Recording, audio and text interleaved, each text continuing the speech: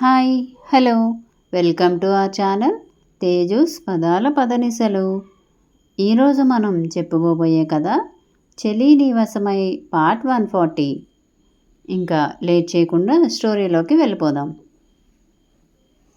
రాజేశ్వరి అన్న మాటలన్నీ విని, అంటే నేనేం చేయాలో నువ్వు నాకు చెప్తావా? సీరియస్గా చూస్తూ అడిగాడు చంద్రమౌళి. అది కాదు బావా అని రాజేశ్వరి సమాధానం చెప్పడానికి చూసింది. నేనేం చెయ్యాలో ఏం చెయ్యకూడదో నువ్వు డిసైడ్ చేస్తావా? సీరియస్గా చూస్తూ అడిగాడు మౌలి. అది కాదు బావా అని రాజేశ్వరి ఏదో చెప్తుంటే, అది అలగాది అల్లడు బాబు, దానికోసం నువ్వు హాస్పిటల్కి వెళ్ళడం ఏంటి అని అమ్మాయి ఉద్దేశం అంటూ వచ్చాడు రాజేశ్వరి తండ్రి. మైండ్ యువర్ వర్డ్స్ మావయ్య, మీ స్థాయి ఏంటో మర్చిపోయి మీరు ఇలా మాట్లాడడం కరెక్ట్ కాదు అన్నారు మౌలి పరుషంగా. అంటే ఏంటల్లుడు, నేను ఆ స్థాయిలో ఉన్నానా? కోపంగా అడిగాడు రాజేశ్వరి తండ్రి. తను నా రెండో భార్య, నా గుర్తింపు తనకి కూడా వర్తిస్తుంది. చెప్పాలంటే మీ అమ్మాయి మీకు ఎలానో తను కూడా మీకు అలానే కదా. మీ కూతురు లాంటి తన గురించి మీరు అలా మాట్లాడడం కరెక్టేనా? చూపులతోనే తన కోపాన్ని బాహటంగా ప్రదర్శిస్తూ అడిగాడు మౌలి. నా కూతురు నీ భార్య, అది కేవలం అవసరానికి తెచ్చిపెట్టుకున్నది మాత్రమే. రాజరికంలో పెళ్ళిళ్ళు ఎన్ని చేసుకున్నా కూడా మొదటి భార్య మాత్రమే పట్టపురాణి అవుతుంది అన్నాడు ఆయన కూడా తగ్గకుండా. మౌలిగారు కళ్ళు చిన్నవి చేసి చూశారు. నా కూతురు నీ మీదే ప్రాణం పెట్టుకుని బ్రతుకుతుంది అల్లుడు.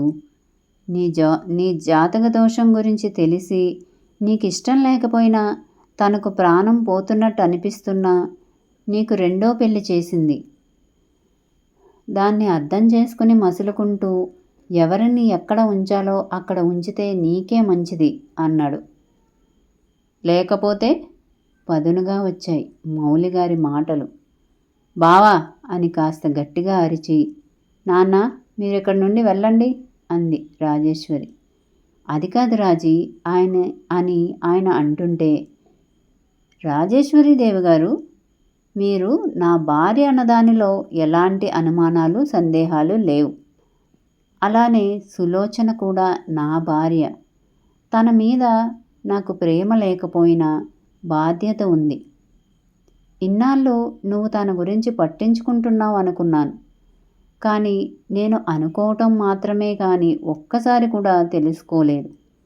అది ఎంత పెద్ద తప్పో ఇప్పుడు తెలుస్తుంది. నీ మాట విని నీ బెదిరింపులకి తల వంచి ఇష్టం లేకపోయినా తనని రెండో పెళ్లి చేసుకుని ఇప్పటికే తన జీవితాన్ని నాశనం చేశాను. ఇప్పుడు కనీసం మనిషిగా కూడా గుర్తించకుండా తనని అలా వదిలేసి నేను పశువుగా మారలేను. నీకు ఇష్టం ఉన్నా లేకపోయినా ఇక నుండి సులోచన బాధ్యత నాది.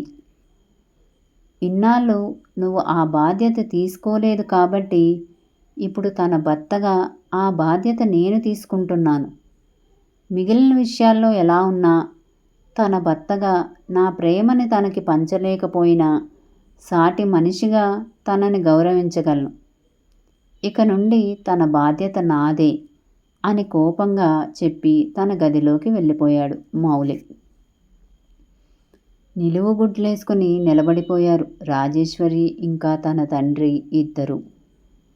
చెప్పటం ఆపి కళ్ళు తెరిచింది పంకజాక్షి. ఆ తర్వాత ఏమైంది? ఆవిడ ఒప్పుకుందా? మళ్ళీ ఏం గొడవ చేయలేదా అని అడిగాడు అర్హన్. పంకజాక్షి గొంతు ఎండిపోయినట్లు నాలుకతో పెదవులు తడుపుకుంది. లోచన వెళ్ళి గబగబా మంచినీళ్లు తెచ్చిచ్చింది. నువ్వు కూడా దేవమ్మలానే తల్లి. మనిషి చెప్పకపోయినా ఆ మనిషి కష్టం తెలుసుకుంటావు అని లోచన తల నిమిరింది పంకజాక్షి. ఆ తర్వాత ఏమైంది? మా అమ్మమ్మని తాతయ్య తన బాధ్యతగా తీసుకోగలిగారా అని అడిగింది లోచన. అమ్మమ్మ నీతో మాట్లాడొచ్చా? రాజేశ్వరీదేవి గదిలోకి అడుగుపెట్టి అడిగింది స్వీటీ. ఏంటో చెప్పు స్వీటీ, ల్యాప్టాప్ని పక్కన పెట్టి అడిగింది రాజేశ్వరి. అసలు బావకి ఉన్న దోషం ఏంటమ్మమ్మ? తాతయ్యకు ఉన్న దోషం బావకి వచ్చిందన్నావు, దానికి రెండో పెళ్ళి అన్నావు. అసలు ఇదంతా ఏంటి అని అడిగింది స్వీటీ. స్వీటీ, అవన్నీ ఎందుకు ఇప్పుడు అని అడిగింది. చెప్పాలమ్మమ్మ, నువ్వు చెప్తే కొన్నిటికి పరిష్కారాలు లభిస్తాయి. చెప్పమ్మమ్మ, ఇప్పుడు అన్ని విషయాలు అందరికీ తెలుసు. ఇంకా చెప్పటానికి వెనకడుగు వేయకు, చెప్పమ్మమ్మ అని ఒత్తిడి చేసింది స్వీటీ. మీ తాతగారిది రాజవంశం. ఈ చుట్టుపక్కల సంస్థానాలన్నీ మన పూర్వీకుల ఆధీనంలో ఉండేవి. ఒకసారి మన పూర్వీకులలో ఒకరు జమిలి పాములలో ఒక పాముని చంపేశారు. అది కూడా ఒక చంటిబిడ్డని కాపాడటానికి. 9 నెలల తన కొడుకు ఆడుకుంటూ జమిలి పాముల్ని చూసి అవి ఏవో ఆట వస్తువులు అన్నట్టుగా వాటిని పట్టుకోవడానికి ముందుకు వెళ్ళాడు. ఆ పిల్లాడికి తెలియదు కదా జమిలి పాములు ఎంత ప్రమాదకరమైనవో. అదే సమయంలో ఆయన కొడుకుని కాపాడుకోవడానికి వాటి మీద దాడి చేయటంతో ఒక పాము అక్కడికక్కడే చచ్చిపోయింది. అది మగపాము అని, దాని జత పగబట్టి ఆయన్ని చంపేసింది అని మా అత్తగారు నాకు చెప్పారు. ఆ తర్వాత ఆ బిడ్డడి తల్లి ఎంతోమందికి కలిసి పరిష్కారంగా ఎన్నో పూజలు, యజ్ఞాలు, యాగాలు నిర్వహించి చివరికి ఆ నాగమ్మని మెప్పించి ఆమెను కులదైవంగా చేసుకుని ప్రతిరోజు నిత్య పూజలు నిర్వహిస్తూ మన బంగ్లా ముందే ఆలయాన్ని నిర్మించింది. అప్పటి నుండి ఆ నాగమ్మ ఈ ఇంటి వారసులను రక్షిస్తూ వచ్చింది.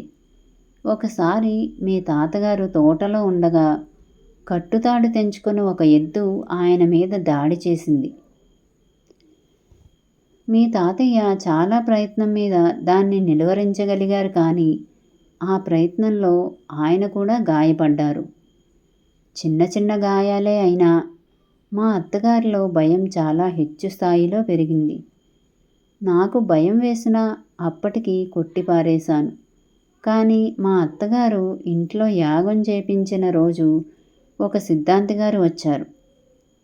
ఆయన మీ తాతయ్య జాతకం చూసి చెప్పారు ఆయనకు ప్రాణగండం ఉందని. చెప్పటం ఆపి స్వీటీ వైపు చూసింది ఆవిడ. వాట్ నెక్స్ట్ తెలుసుకుందాం మరో అప్డేట్లో. మా వీడియో కనుక మీకు నచ్చినట్టయితే లైక్ చేయండి, కామెంట్ చేయండి, సబ్స్క్రైబ్ చేయండి, బెల్ కొట్టండి.